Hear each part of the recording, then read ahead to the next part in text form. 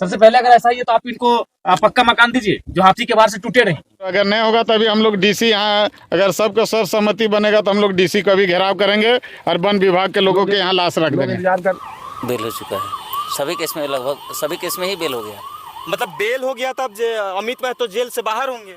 हाँ, सोमवार को निकल जाएंगे। या शिक्षा केंद्र हो या कोई भी केंद्र हो, और कोशिश करिए वहाँ ऊपर तल्ला में रहने के लिए सबको सजेस्ट करिए, और हो सके तो अगर खाना पीने के लिए व्यवस्था नहीं है तो एक ही जगह सामूहिक खाना खिचड़ी बनवाइए।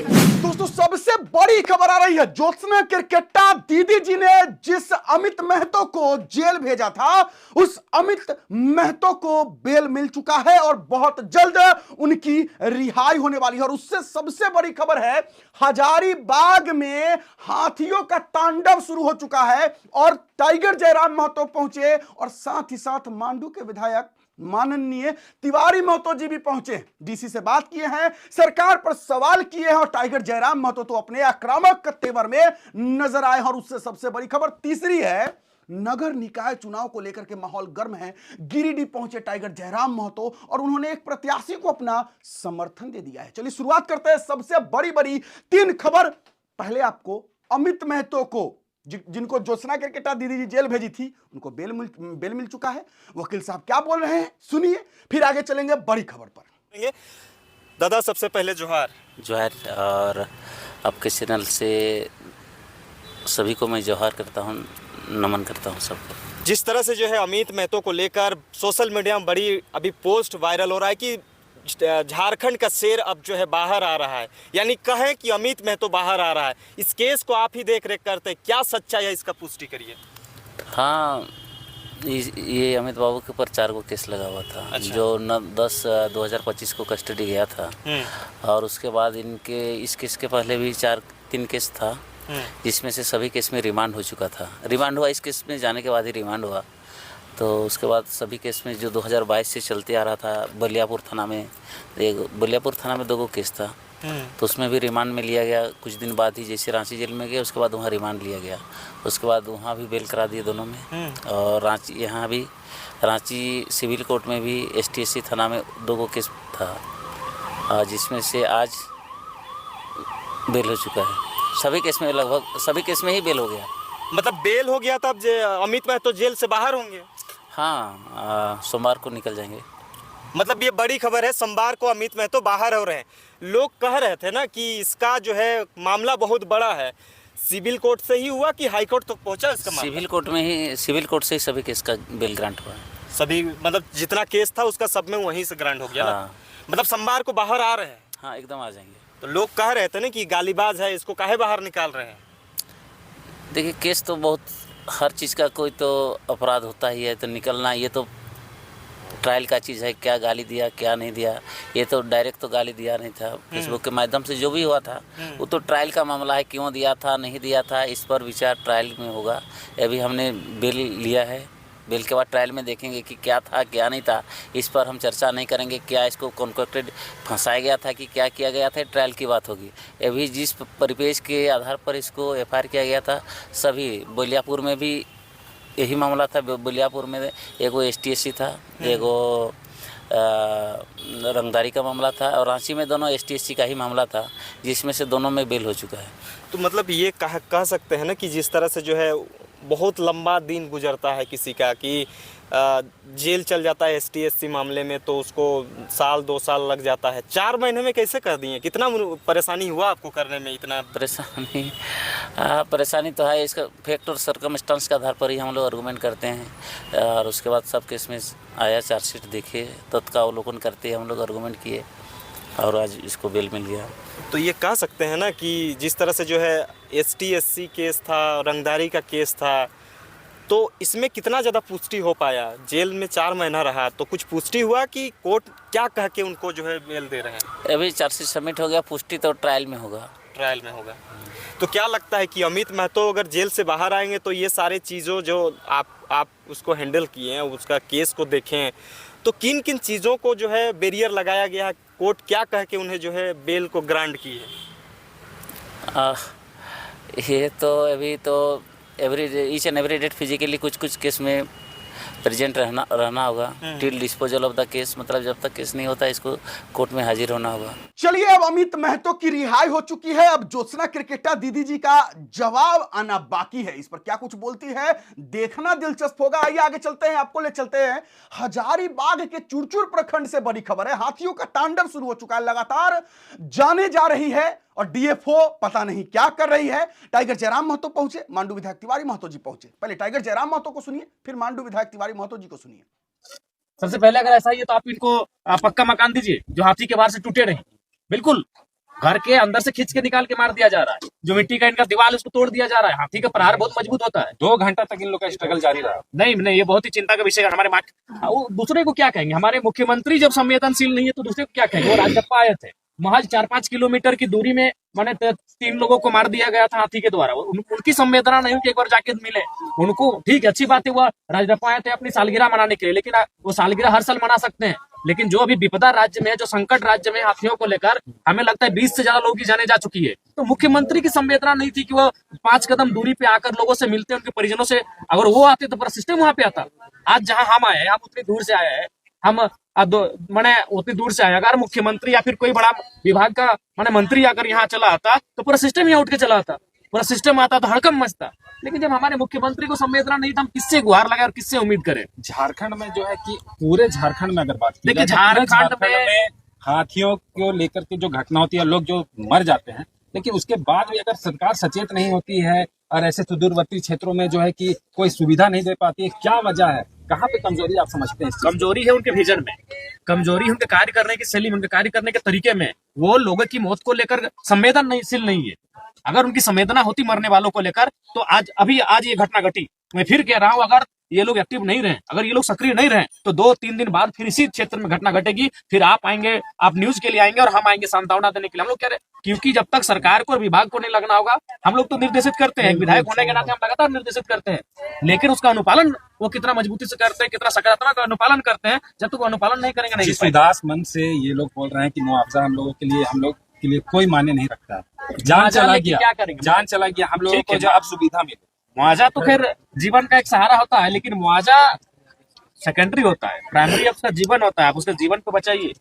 बहुत ही चिंता का विषय है। इसमें हम लोग क्या अब कहें तो किसे कहें? राज्य का मुख्यमंत्री अगर संवेदनशील नहीं रहेगा इन मामलों को लेकर तो वो लोग कहाँ फरियाद लेकर जाएंगे? ठीक, हम एक विधायक है, लेकिन मैं जिस व्यवस्था का अंग, उस व्यवस्था में कोई सुप्रीम बैठा है और वो सुप्रीम मुख्यमंत्री होते हैं। अगर वो सुप्रीम व्यक्ति, अगर उनका याद है धनबाद में एक घटना घटी थी, एक डीएसपी को चोट लगी थी, उन्होंने उसके परिजनों से फोन पे बात किया।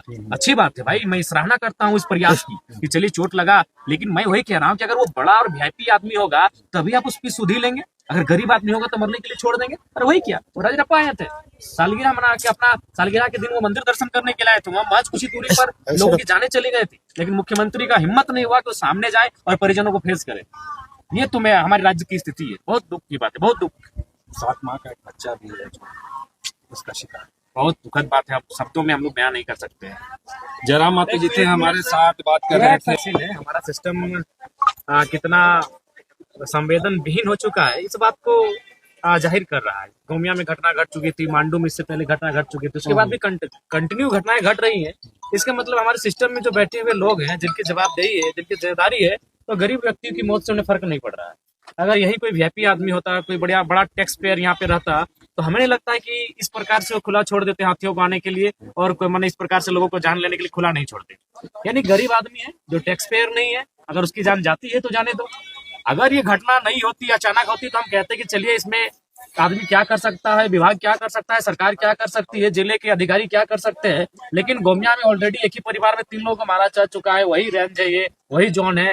मांडू में भी हमको लगता है 1 महीना, 1.5 महीना, 2 महीना पहले कई लोगों की जान जा चुकी है हाथी के कारण। तो फिर अगर आप सचेत नहीं है, आप अगर एक्टिव नहीं है, तो स्पष्ट कह रहा है कि ये लोग टैक्स पेयर नहीं है, ये लोग गरीब लोग हैं, इसलिए इनकी जान जाए परवाह नहीं पड़ता है। घटना हो जाती है तो प्रशासन के लोग हों या जनप्रतिनिधि हों, वो लोग संवेदना व्यक्त करने के लिए आते हैं। लेकिन जब इतनी सुदूरवर्ती क्षेत्र में जब लोग किस तरह से यहाँ पर रहते हैं, कोई सुविधा नहीं। बिल्कुल सुविधा हम जब इसीलिए हमने हमेशा इत्तला किया है, प्रशासन को हमेशा इत्तला किया है, तो उनका कहना होता है कि हमारे पास मैन पावर नहीं है, मैन पावर नहीं है। अरे भाई, अगर आपके पास मैन पावर नहीं है तो पड़ोसी राज्य है, पड़ोसी जिला है, उनसे मदद मांगिए। नहीं हो रहा है तो लोगों को सचेत करिए। तब तक जब तक आसपास में खतरा मंडरा रहा है, उनको सरकारी भवनों में लेके जाइए, वहां उनको भोजन पानी की व्यवस्था दीजिए। जीवन से बढ़ के कुछ नहीं होता है। ठीक है, वो 2 महीना काम नहीं करेंगे चलेगा, वो 2 महीना आखिर वो क्या करते हैं ये लोग? मान के चलिए वो दैनिक मजदूरी करते हैं, नहीं करेंगे 2 महीना 4 महीना नहीं करेंगे, लेकिन आप इन्हें सुरक्षित सरकारी भवनों में ले जाइए, वहां इनको राशन पानी की व्यवस्था करिए, यही तो करना चाहिए। अभी कुछ ग्रामीण महिलाओं से मैं बात कर रहा था, उन्होंने कहा कि प्रशासन के लोग, जो वन विभाग के लोग, हम लोग बोलते हैं सतर्क रहिए।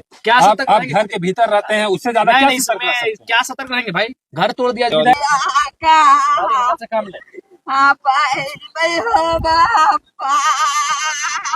दादी दादी दादी देखने जरा आता है लोग।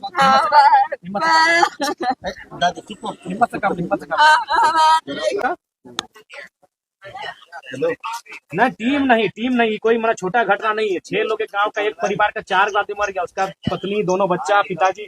और आप नहीं, आप जिले के सर्वोच्च पदाधिकारी हैं विभाग की, आप खुद जाइए अपनी टीम लेके। और दूसरा बात, अभी एकदम रात भर मॉनिटरिंग करिए, रात भर मॉनिटरिंग करिए, हाथी आसपास में ही है, जो सुविधा होनी चाहिए सारा एक्टिविटी करिए। कल 3-4 दिन पहले देखे गोमिया में भी 4 आदमी डेथ किया, जिसमें नहीं, हम तो इनको कहेंगे कि अपना जो सुरक्षित घर है उसमें रहेंगे, अभी ऊपर छत में रहेंगे ये लोग। हम आह्वान करके ही जाएंगे, लेकिन आह्वान के साथ साथ घर से तोड़ के निकल दे रहे हैं ना, थोड़ा ग्रामीण अंदर से दीवार टूट जा रहा है। इसीलिए आप फौरन आइए, अपना टीम बना के और पहुंचे, गांव का विजिट करिए और रात भर मॉनिटरिंग करवाइए, अपने गश्ती दल के साथ रात भर मॉनिटरिंग करवाइए। और अभी जब तक खतरा टले नहीं तब तक हाँ, जो भी है सरकारी स्कूल भवन जो भी है इनको दे दीजिए, चाहे वो स्वास्थ्य केंद्र हो या शिक्षा केंद्र हो या कोई भी केंद्र हो। और कोशिश करिए हाँ ऊपर तल्ला में रहने के लिए सबको सजेस्ट करिए, और हो सके तो अगर खाना पीने के लोग व्यवस्था नहीं है तो एक ही जगह सामूहिक खाना खिचड़ी बनवाइए। हाँ, जब तक खतरा नहीं टलता इन लोग को खाना का व्यवस्था कराइए। रात को, दिन में कहीं रहे दिक्कत नहीं है, रात को कोई सरकारी भवन जो 2 तल्ला हो और मजबूत, जिसका दीवार हो, बुनियाद मजबूत, वहां रखवाइए लोग, ठीक है। इसको गंभीरता पूर्वक लीजिए। 6 आदमी का जान चला गया, एक परिवार तो उजड़ गया, परिवार 4 आदमी खत्म हो गया। वहीं को बोल देते हैं, स्थिति बहुत गंभीर है, आजकल लोगों की बात चली गई है। मतलब 6 लोग अभी आप देख रहे हैं, इससे पहले पूर्व में भी 4 नंबर में 4 एक ही दिन 5 हुआ है। उससे पूर्व में केदला में हुआ, बसतपुर में हुआ, कईयों जगह पे हाथियों के उत्पादन में हुआ, टाण में हुआ है। हमको लगता है कि सैकड़ों अभी तक पूरा झारखंड में हो चुका है, लेकिन सरकार जग नहीं रहा है। और अगर नहीं होगा तो अभी हम लोग डीसी यहाँ, अगर सबका सर्वसम्मति बनेगा तो हम लोग डीसी का भी घेराव करेंगे और वन विभाग के लोगों के यहाँ लाश रख देंगे। इंतजार कर रहे हैं डीएफओ का, वो अभी तक आया नहीं। डीएफओ के बात किए थे, फोन अभी पुनः नहीं उठा रहा। अभी तुरंत हम डीसी से बात किए हैं, अभी बैठते हैं, गाँव वाला जो डिसीजन ले। हाँ चलिए, विरोधी दल है आजसू और एनडीए अलायंस, और हमारे हेमंत सोरेन सरकार महागठबंधन से आते हैं, तो सरकार उनकी है, तो विरोधी पार्टी का काम ही होता है सरकार से सवाल करना। हालांकि मांडू के विधायक तिवारी महतो जी कितना सहानुभूति सच का रखते हैं ये मुझे नहीं पता, लेकिन चलिए, सवाल किए हैं सरकार पर, घेरे हैं सरकार को, तो अच्छी बात है। आप क्या सोचते हैं जरूर कमेंट बॉक्स में बताइएगा। अभी माहौल जो गर्म है नगर निकाय चुनाव को लेकर के गिरिडीह पहुंचे टाइगर जयराम महतो, उन्होंने एक प्रत्याशी को समर्थन दिया है, क्या बोले हैं सुनिए। जयराम महतो कौन, अचानक यहाँ कैसे? शहर में व्यवसाय वर्ग ज्यादा हैं, उसके बीच में कितना पकड़ बना पाएंगे जयराम जी? गिरिडीह में भी पर डे कोयला का मामला आता है सर, इस पर आप क्यों नहीं बात करते हैं? नगर निकाय में पूरे प्रदेश स्तर पे कितने जिलों में जो है जेल कैंप समर्थन? देखिए, चुनाव को लेकर भ्रष्टाचार भी बढ़ता जा रहा है, 500-200 में वोट बैंक बनाए जा रहे हैं, इस पर आप क्या कहना? अभी झारखंड राज्य में नगर निकाय का चुनाव है, जिसमें हमारा गिरिडीह जो है वो नगर निगम क्षेत्र के अंतर्गत आता है, और हमारे पार्टी से समर्थित उम्मीदवार फूल दीदी हैं, और निसंदेह फूल दी को सबसे पहले बहुत सारी शुभकामनाएं, ढेरों शुभकामनाएं। और उनका चुनाव चिन्ह सीसीटीवी कैमरा है, और साथ ही साथ सबसे पहले मैं गिरिडीह के तमाम शहर वासियों से मेरा अनुरोध होगा कि सीसीटीवी कैमरा में अपना मत देकर फूल दी को विजयी बनावें, और ये ताकि गिरिडीह की जो भी समस्याएं होंगी एक बेटी बनकर उस समस्याओं का निराकरण करेंगी और लोगों के सुख दुख में साथ खड़ी होंगी।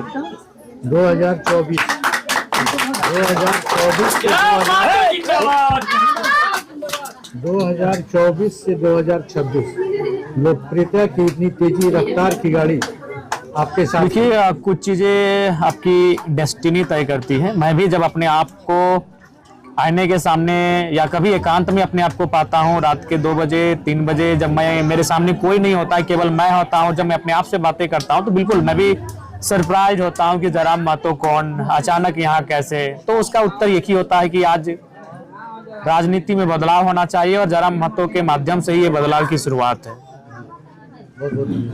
जयराम जी, आज बेंगाबाद में फुटबॉल मैच था, वहाँ से सीधा आप गिरिडीह पहुंचे हुए हैं, जो समर्थित उम्मीदवार है जेल कैंप की फूलदेवी के यहाँ। क्या लगता है, कितना देख पा रहे हैं? देखिए, अब फूलदेवी एक सामाजिक छवि इनका बहुत ही शानदार है। इससे पहले भी इन्होंने समाज सेवा में अपना बहुमूल्य योगदान दिया है और उस योगदान के कारण आम जनमानस के बीच उनकी पैठ है, पकड़ है, लोगों में उनके प्रति श्रद्धा है और उसी श्रद्धा और विश्वास को आधार मानकर फूलदेवी इस चुनाव के मैदान में आई है और हमारे गिरिडीह जिला के तमाम नेतृत्व ने इनका सहर्ष स्वीकार करते हुए इन्हें अपना समर्थन देने का ऐलान किया है। नगर निकाय में पूरे प्रदेश स्तर पे कितनी जिलों में जो है जेल कैंप समर्थन? देखिए, चूंकि अभी तक चूंकि हम भी काफी अस्वस्थ हैं, काफी दिनों के बाद हम भी झारखंड आए हैं, तो लिहाजा अभी पूरी सूची हम संग्रहित करेंगे। अभी जहां तक हमें जानकारी मिली है, गिरिडीह, धनबाद, बोकारो, रामगढ़, ये 4 और हजारीबाग 5 क्षेत्रों से हमें जानकारी मिली है जहां नगर निगम में हमारे मेयर के प्रत्याशी हैं।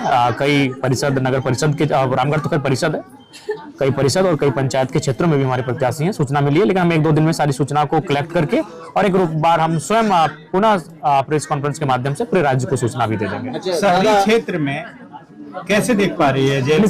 काफी चुनौती है। इस चुनौती से हम लोग इनकार नहीं कर रहे हैं कि शहर का चुनाव हमारे लिए काफी टफ होगा, क्योंकि लोकसभा, विधानसभा चुनाव में जो मत हमें शहरों से मिले गांवों की अपेक्षा, तो निसंदेह हमारे लिए एक चुनौतीपूर्ण है। लेकिन हमारे पास युवाओं की एक फौज है, एक नई विजन के साथ हम लोग राजनीति में आए हैं, तो हमें लगता है कि हमारी सोच, हमारे संघर्ष और लगातार जब हमारे साथी मैदान में उतर कर मेहनत करेंगे, वो चीजें पॉजिटिव वाइब उत्पन्न करेंगी। सर, मेरा यह सवाल आपसे है कि बहुत सारे कार्यकर्ता हैं जो उन्होंने बयान दिया है सोशल मीडिया के थ्रू कि उन्होंने समर्थन नहीं दिया है इनको, उस पर आपका क्या कहना है सर? देखिए, सामूहिक चीजें हैं। जब भी कभी कोई चुनाव आता है जो अप्रत्यक्ष लड़ा जाता है, तो कभी कभी कुछ सहमति असहमति बनती है और हम लोग प्रयास कर रहे हैं जो असहमत हैं उनसे हम लोग समन्वय स्थापित करेंगे। और कुल, चूंकि हर चीज लोकतंत्र की यही खूबसूरती है कि कुछ लोग असहमत भी होते हैं, कुछ लोग सहमत भी होते हैं। तो सहमत जो लोग होते हैं उनकी संख्या ज्यादा थी, वो लोग बहुमत में थे, अथवा जो सहमत हुए उनके आधार पर ये निर्णय लिया गया। जो लोग असहमत हैं उनके निर्णय का, उनके असहमति को भी हम लोग कहीं ना कहीं इनकार नहीं करेंगे, उनसे हम लोग समन्वय स्थापित करेंगे। शहर में व्यवसाय वर्ग ज्यादा हैं, उसके बीच में कितना पकड़ बना पाएंगे जयराम जी? हम लोग राजनीति में नए हैं और ऐसा नहीं कि हम लोग अगर किसानों की आवाज है तो हम लोग व्यवसायियों की आवाज है। झारखंड के हर एक वर्ग, हर एक तबके की हम लोग आवाज हैं और हर एक वर्ग, हर एक तबके के लिए हम लोग ग्राउंड पे आके लड़ते हैं। अभी खंडोली में कुछ दिन पहले जो आंदोलन हुआ, वहाँ मोर्चे पर, जबकि ये क्षेत्र सरकार की पार्टी का क्षेत्र है, उसके बावजूद हम लोग डाउन टू अर्थ लोगों के बीच गए हैं, उनकी समस्याओं के साथ खड़े हुए हैं। तो हमें लगता है कि उसका फायदा हमें मिलना चाहिए। शहर से सरकार को, गिरिडीह शहर से सरकार को लगभग 130 करोड़ का राजस्व प्राप्त होता है। ज्यादा कारखाने, फैक्ट्रियां, व्यवसाय क्षेत्र में समस्याएं भी हैं, उनको कैसे पहल करेंगे, टैकल करेंगे? जब देखिए, जब जनता की आवाज वहाँ बुलंद होगी, जब जनता वहाँ जागरूक होगी, तो निसंदेह वहाँ की जो समस्याएं हैं उनका निराकरण होगा। जनता जब जागरूक नहीं हो पाती है तो जो लोग गलत कार्य करते हैं, जो लोग कहीं ना कहीं वो हावी होते हैं और सही कार्य को ना हो पाए उसका प्रयास करते हैं। अपने विधानसभा में एक बात कोयला को लेकर बोला था, गिरिडीह में भी पर डे कोयला का मामला आता है सर, इस पर आप क्यों नहीं बात करते हैं? देखिए, निसंदेह इसकी सूचना हमें आपके माध्यम से मिली है, तो निसंदेह हम लोग इस पर चर्चा भी करेंगे और बात भी करेंगे और इस पर मुखर होकर बात करेंगे। और जहां तक आपका प्रश्न था भाजपा को लेकर, देखिए, भाजपा हो, जेएमएम हो, सब एक चुनाव ऐसा चुनाव है जिसमें अप्रत्यक्ष रूप से वो चुनाव लड़ रहे हैं। अब उनके संगठन में क्या चल रहा है उसका हमें आइडिया नहीं, हम लोग अच्छा करेंगे, उस पर हमारा ध्यान केंद्रित है।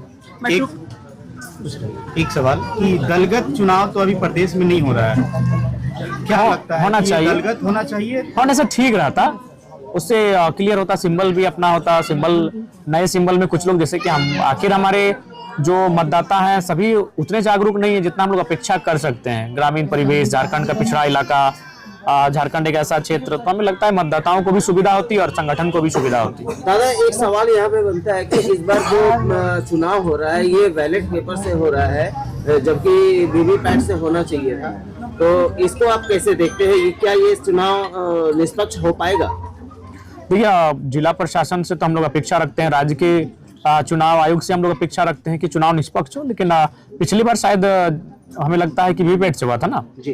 तो अगर वीवीपैट से होता तो खैर जो भी निर्णय है चुनाव आयोग का उसका हम लोग स्वागत करते हैं, और हम लोग अपनी तरफ से भी अगर कहीं कदाचार होगी तो हमारी वहाँ नजर रहेगी, उस पर हम लोग देखरेख करेंगे। चलिए, इन तमाम खबरों पर आपका क्या राय विचार है, कमेंट बॉक्स खुला है, जरूर लिखिएगा। फिलहाल अभी के लिए इतना ही, इजाजत दीजिए। मुझे, मेरा नाम बिट्टू सिंह है, आप इस वीडियो को मिस्टर बिट्टू पर देख रहे होंगे। जोहार, जय हिंद।